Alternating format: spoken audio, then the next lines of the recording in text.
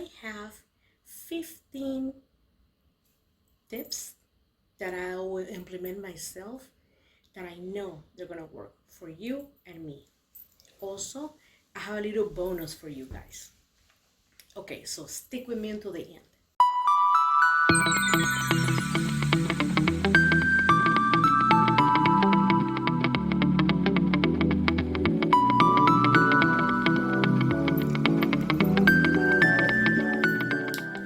Hello everybody, welcome to La Zona Bilinguedejenny. If it's your first time here, hello, my name is Jenny. I'm a dual teacher in Texas. I've been teaching classes for 9 years, grades first all the way to fourth. Next year I'll be with my kids from second grade moving to third grade. If you like my videos, hey, subscribe, hit the notification bell, give me a thumbs up, a like, and write anything in the comments.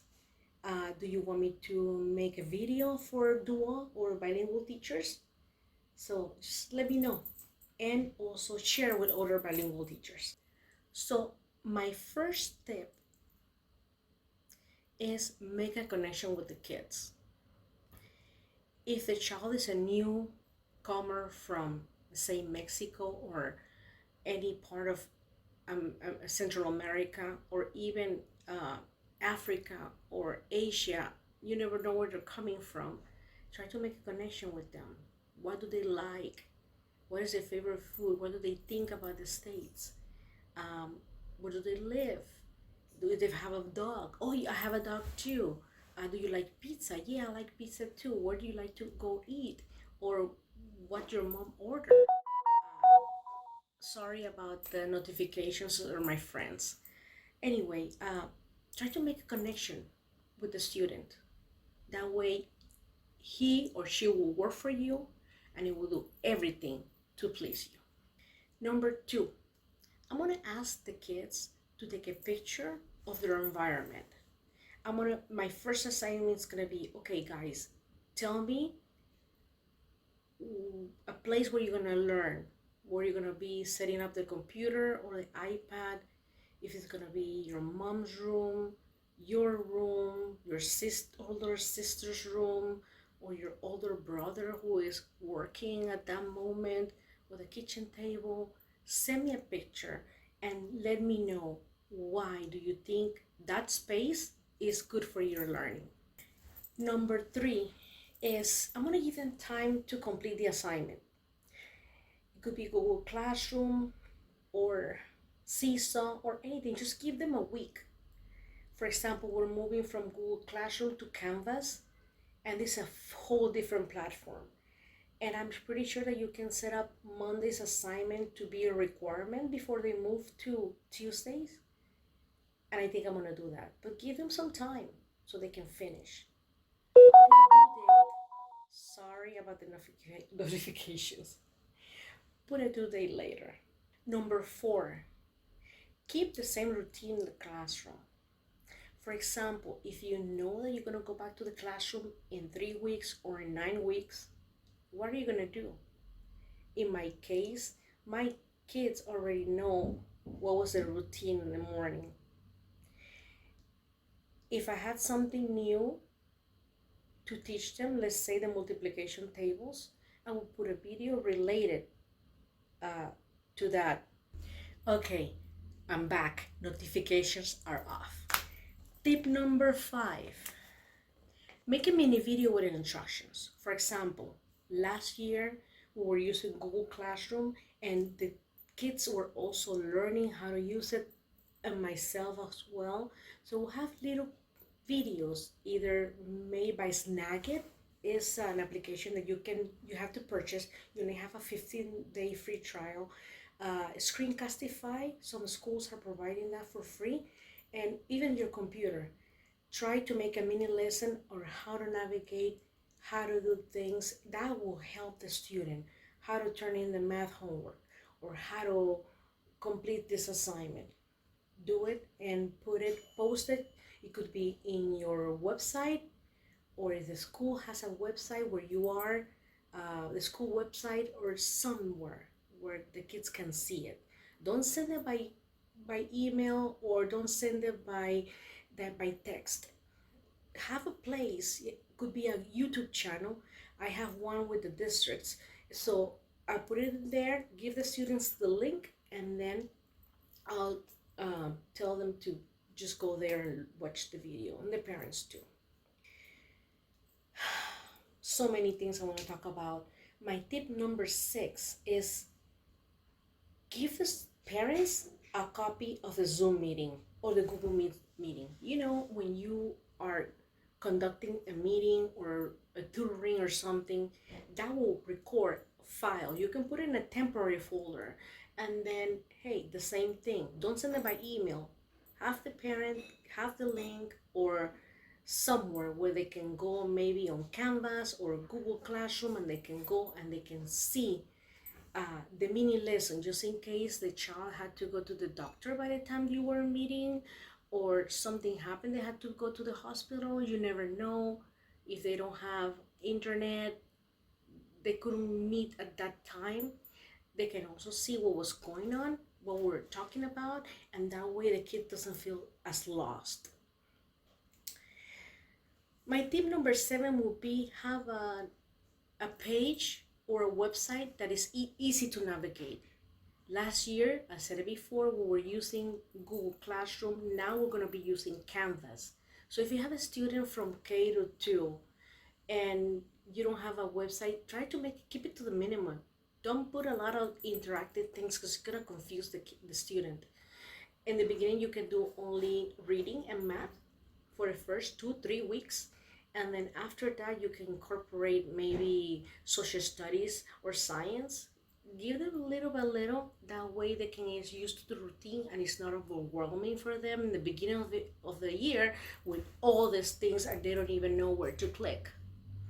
So if you have a student from 3rd grade and up, and you already know that they kind of know how to do and they're a little bit more computer savvy, then you can incorporate a little bit more. But try not to make it too difficult because they're gonna lose interest and they're gonna quit. My next tip is help them to cope with shyness. And let's say that in the beginning of the year, he's a new student, newcomer from, I don't know, anywhere from Latin America. Remember, I'm making videos for bilingual or dual teachers. If they're coming from Asia or Europe or any place, and they're newcomers to the United States, and they're shy to go to Zoom, or they're military, military are always traveling from place to place. Let them know, provide them with maybe a happy face on the screen that they can cover their face on Zoom or Google Meet. Also, let them wear some glasses for the meantime. Let them have the screen shut off, no camera available. That way, until they get comfort with everybody, you need to let them know, hey, I want to see you at least for 5 minutes. Send me a picture of yourself. I cannot wait. But one of the bonus things that I have for you is I'm going to show you one of my favorite books. Miss Nelson is Missing by James Marshall. Very good. I think the teacher was absent for a couple of days and the substitute, which was herself, it was a little bit more demanding and strict. At the end, they hired a detective, but the kids never knew that it was her. So anyway, it's kind of interesting. Another tip that I have for you is provide the kids with a background that they can use. Teach them how to upload it. For example, and I have this last year, I have a mom that didn't want it to see her mess behind the child. So maybe the second day she put a blanket, which was a little bit crooked. And we have this year a background from the district, and it has the logo and it says the name of the district, and it's blue with white. Very simple. Provide them with that. Maybe later down the road, you can, if you're talking about dinosaurs, provide it with one of the dinosaur, a background of a dinosaur. That way they'll know. If you're going to the zoo, you're going to do a virtual, have everybody put their background. Let them know, teach them how to put the background. That way we're not seeing their mess, and also they're not seeing your mess. Another book that I have is The Kissing Hand by Audrey Penn. This is a raccoon that was missing mom. Mom gave him a kiss and a hand, so every time he or she will see the hand, will remember mom. Very good for kids from K through 2, especially when they cry and they know, I mean, not mommy, and they start crying and it makes it impossible. I want to cry with them too. I miss my mom too, but I had to come to work, so we're together in this. I understand what you're going through. Hey, if you like my videos, again, I can't stress it enough. Subscribe, hit the notification bell, and please share with other dual or bilingual teachers across the world. My tip number 11, and I hope I didn't miss any tips. I'm sorry. If I did, I'm sorry. Recognize there are going to be a lot of interruptions, okay? Remember that they're learning from home. Most of them are not one child. They have siblings, different ages. Remember that's going to be somebody knocking on the door or ringing the doorbell. Remember, this could be an airplane flying real low at that moment when you're teaching the class, and you have to say, hey, 1 minute, please, give me time out. I cannot hear, or you cannot hear me. If they had little siblings or babies, they can be crying, yelling, who knows, screaming, whatever's going on. Mom could be walking around with the phone could be ringing, different things are going on. I have silly brothers and sisters who they want to show up their head, and recognize there are going to be a lot of interruptions. Maybe the dog also is barking, or the dogs are barking. You'll never know. Let the child recognize that those interruptions are going to happen, and teach them how to not to lose the focus on you. You cannot go wrong with this book. Every girl likes it. Ameda Bedalia's First Day of School by Herman Parrish. Very popular. Girls love them. It's not a book for boys, but this is one that I like to read the first week of school. Very good. Another thing that I want to implement, and I think it's number 12, I'm going to make a pamphlet or maybe a letter, something that's going to tell the child and the kid, something to show mom and the students what are the expectations for the classroom, for Zoom classroom, okay? So what do I need from them? And maybe find a place where they can sign or put something, an emoji or something that I know that their knowledge, or maybe they can type it in English or Spanish. I always let them know whichever language is comfortable for you, go for it, because I speak 3. Tell them the expectations of the Zoom classes and the Zoom meetings and how important they are for their learning. This is a very popular one, First Day Jitters by Julie Dannenberg. Oh, I love Julie Dannenberg. This is also a good one. I like to read to my students, and I usually, since I'm a dual classroom, I read them both. The first one is Spanish, and my second one is English. And then we talk about it. Of course, it's a book walk. What do you think is going to happen next? What do you think? For both languages, kind of repeat the same thing. But they also love it. That way the kids can make the connection between the Spanish and the English. It's awesome. Another tip that I have is remember, and this happened to me last year, okay? I have mom sitting next to the student.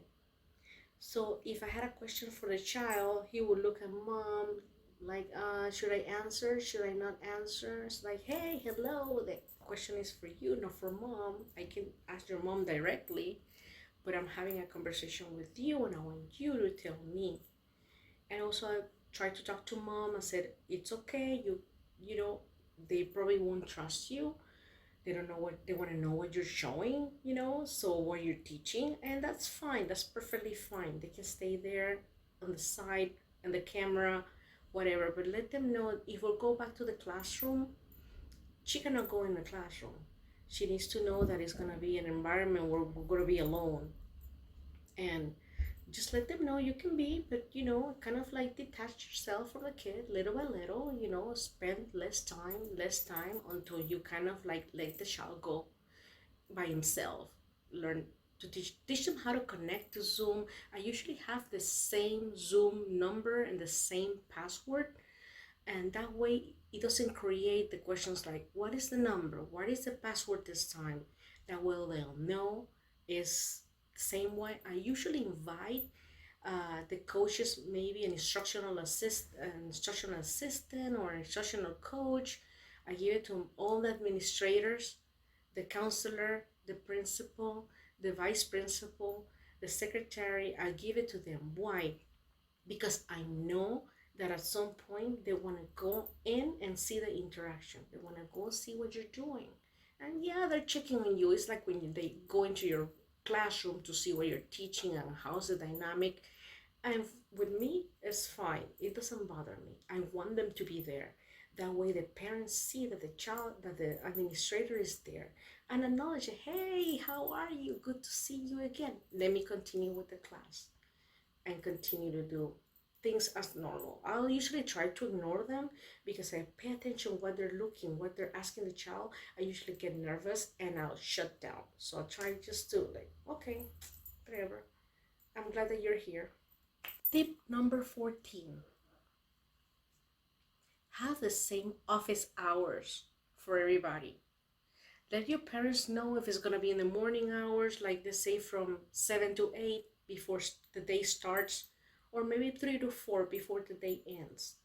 Let them know and the kids know that you're available for questions about how to navigate, where do I find this, why do I do with that. Let them know that you're going to be available for them during those office hours. Like I say in my previous video in Spanish, respect your office hours. If you're gonna work from 7 to 4, keep it from 7 to 4, Monday to Friday. Try not to do it after hours.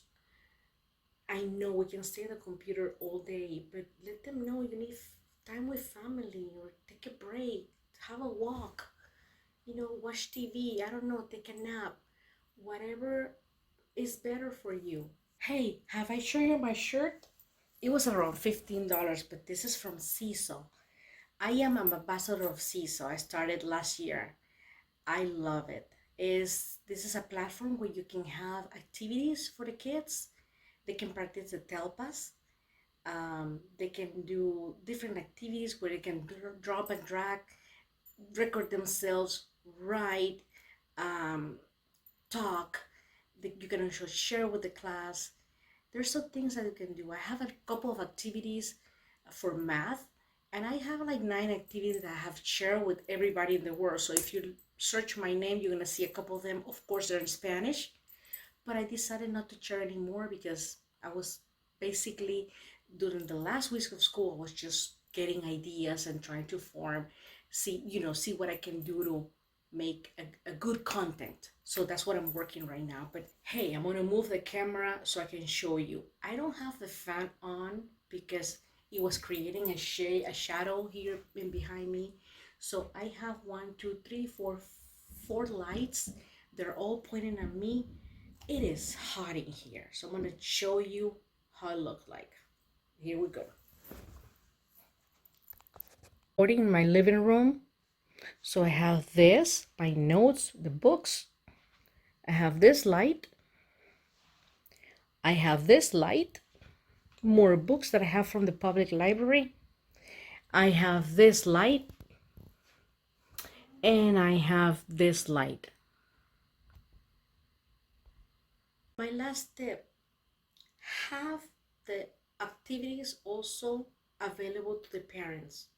I have a website with the district. So try to put them there on your website, or have them available by email or in Google Classroom. That way the parent can just go in there, print them out, go to Kinko's, make a copy, take a picture, and they can return it to you. It could be via email, upload it to Google Classroom, or upload it to Canvas as the assignment.